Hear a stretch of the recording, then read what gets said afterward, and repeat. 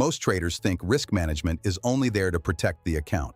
But sometimes it protects something even more important: the trader's ability to stay rational once the trade is open. Most traders don't enter trading thinking about risk first. They enter thinking about profit. They see charts moving, money being made, freedom, opportunity, and the idea that one good trade could change something in their life. And there's nothing wrong with wanting progress. Profit is part of trading. Growth is part of trading, and wanting a better future isn't the problem. But trading doesn't really begin with the question, how much can I make? It begins with a harder question: how much can I lose and still remain calm? Because if the risk feels too painful, the trade changes before the market even moves. The chart can be the same, the setup can be the same, and the plan can still be right in front of you. But inside, something has already shifted. You're no longer watching the trade with a clear mind. You're watching the money, the possible loss, and the feeling you don't want to experience. That's where many trading mistakes begin. Not because the trader has no plan, but because the risk is too heavy to follow it. When the risk is too big, the trade becomes heavier than it should be. A normal pullback feels like danger. A small red candle feels like a warning. A position that has not failed yet already feels like a problem, because the mind is not calmly observing the trade anymore. It is measuring pain. This is the first effect of too much risk: emotional pressure. Two traders can take a very similar trade and react completely differently. One trader waits because the loss is acceptable. The other trader panics because the same movement feels too expensive emotionally. The difference is not always the strategy. Sometimes the difference is how much pressure the trader brought into the trade. When the money on the line feels too important, the body starts looking for safety. The trader checks the chart too often. Every candle becomes meaningful. Every small move against the position feels like proof that something is wrong.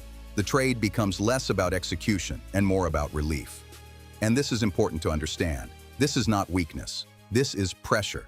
But if the pressure is too high, discipline becomes much harder to hold. A trading plan is easy to respect before the trade. Before the entry, everything can look calm. The rules make sense. The stop loss looks acceptable. The target looks reasonable. The trader says, "I will follow the plan." But after the trade is open, the plan is no longer just an idea. Now the plan has emotional weight. The same stop loss that looked logical before the trade suddenly feels uncomfortable. The same target that looked reasonable before the trade suddenly feels far away. The same setup that looked clean before the entry suddenly feels uncertain. And slowly, the trader starts negotiating. Maybe I should close early. Maybe I should move the stop. Maybe I should take something now. Maybe I should give it more space. Maybe I will fix it with the next trade. Sometimes adjustment is part of trading. But many times, this negotiation is not coming from better analysis. It is coming from discomfort. This is why a trading plan must not only be technically clear, it must be emotionally executable. A plan that looks good on paper can still fail in real time if the risk is bigger than the trader's ability to stay calm. Fear does not always sound like fear. Sometimes fear sounds intelligent. Sometimes it sounds careful. Sometimes it sounds like experience. Sometimes it says, "I am just protecting myself. I will close early and take something. I will move the stop just this once. I do not like how this candle looks. I will re-enter later if it goes back." Some of these thoughts can be valid, but sometimes they are not coming from the chart. They are coming from the discomfort of risk.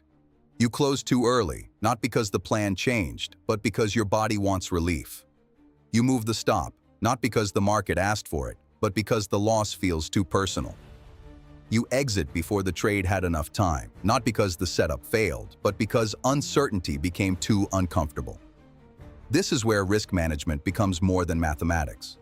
A smaller risk does not guarantee profit, but it gives the mind more space to follow the plan. It gives patience room to exist. It gives the trader a better chance to respond instead of react. Because when fear takes over, the problem is no longer only the market. The problem is what the trader does next. A painful loss does not always end when the trade closes. The position may be closed on the screen, but the trade can stay open in the trader's mind. The trader keeps replaying it. The entry, the exit, the moment he could have done something different. The money that is gone, the feeling of being wrong. And then another thought appears. I can get it back. That thought is dangerous when it comes from pain, because now the trader is no longer looking for the cleanest decision.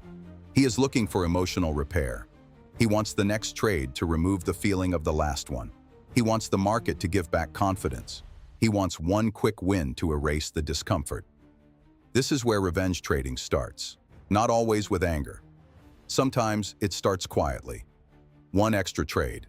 One lower quality setup. One small excuse. One attempt to feel in control again. The bigger the emotional damage, the stronger the need to fix it fast. And if the original risk was too painful, the next decision is already under pressure before it even begins.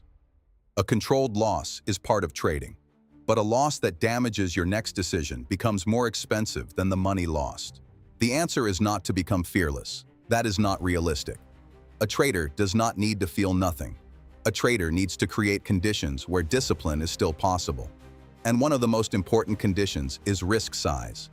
Because if the pressure is too high, even a good trader can start reacting badly. But when the pressure is controlled, the mind has more room. The plan has more room. Patience has more room. The goal is not to remove all emotion. The goal is to lower the pressure until the trader can still behave like the trader he planned to be. The goal is not to risk money you do not care about. If the money means nothing, discipline can also become lazy. The goal is different. The goal is to risk an amount that you respect, but that does not destroy your ability to think clearly. That difference matters. Risk should be serious enough that you respect the trade, but it should not be so painful that every small movement starts controlling your nervous system.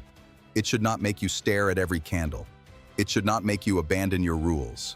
It should not make one loss feel like a personal judgment. It should not make one trade feel like your future depends on it.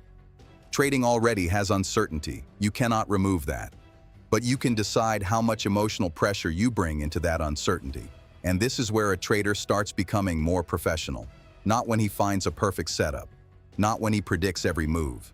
But when he understands that the first job is to protect the quality of his decisions. Risk size is not only account protection, it is mindset protection. If the risk is too big, the trade controls you. If the risk is manageable, you have a better chance to control yourself. A good trader does not start by asking, "How much can I win?" He starts by asking, "How much can I risk and still follow the plan?" That question changes everything. It removes the fantasy from the trade and brings the trader back to reality. It reminds you that no setup is guaranteed. It reminds you that even a good trade can fail. It reminds you that your job is not to avoid every loss, but to make sure one loss does not break your discipline. Profit is never fully under your control. The market decides how far it moves. The market decides how clean the reaction is. The market decides whether the opportunity develops or fails. But risk is the part where the trader has responsibility. You decide how much pressure you bring into the trade. You decide whether the loss is acceptable before you click.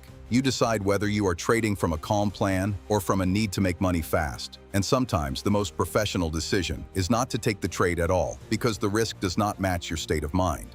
That is not fear. That is discipline. Trading starts with risk, not profit, because profit is the outcome everyone wants, but risk is the responsibility many traders try to ignore. If the risk is too painful, the mind will search for relief. If the risk is too large, the plan will feel harder to follow. If the loss feels personal, the next trade may become emotional before it even begins. So, before asking how much this trade can make, ask the question that protects your discipline. Can I take this loss and still remain the same trader? Can I accept this risk and still follow the plan? Can I lose this trade without needing revenge? Because that is where patience begins. That is where responsibility begins. That is where the trader starts to grow. Risk first, profit later. Because if the risk controls you, the market does not need to. If you like this video, please like, comment, or subscribe to The Patient Trader.